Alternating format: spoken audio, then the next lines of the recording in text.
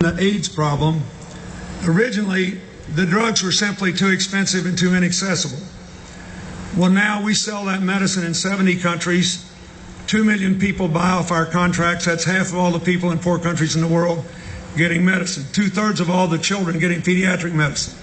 Nobody's going to die this year in those countries because the medicine's not available or it's too expensive. By and large, they're going to die because they live in rural areas without any health systems, without health networks. We work in Ethiopia. We have 160 employees in Ethiopia, a country of 80 million people. Listen to this. Just imagine how you would feel if this were the case in Canada.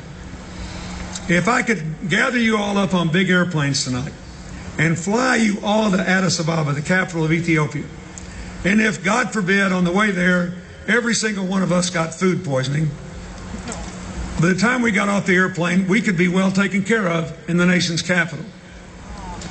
The problem is it's a country of 80 million people, and 60% of them still live in towns of 1,000 or less. So you do the math. There are a minimum of 48,000 villages out there. Actually, there are many more because a lot of them are 500 or fewer. In all the big cities, the health networks are good. In the 48,000 villages, there are, or were when we started 2 years ago, only 700 clinics.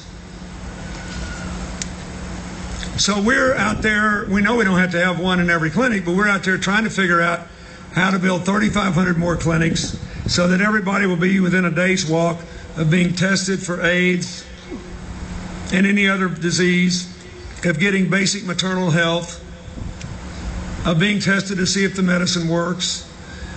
It's not very much, but it makes all the difference between whether you have any chance in a rural area, if, God forbid, you're born with HIV because your parents had it, or you have it from contaminated blood.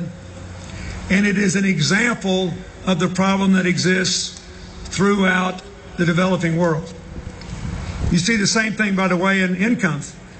We've tripled farm incomes in some of the countries where we work simply by organizing people into co-ops and giving them better seed, better fertilizer, better storage.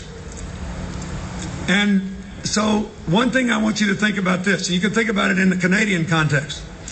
If you live in a poor country and you have no shot, the chances are you have no shot because no matter how smart you are and no matter how hard you work, you don't have the systems that we take for granted. The education system, the healthcare system, the job track. You don't have it. Even clean water. 1 billion people have no access to clean water. The absence of systems.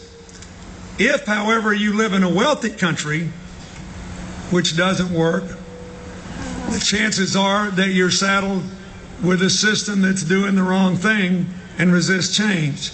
That's America in the healthcare. For example, if you look at America, you must wonder, what in the world are my friends to the South thinking? Why don't they just pass some bill?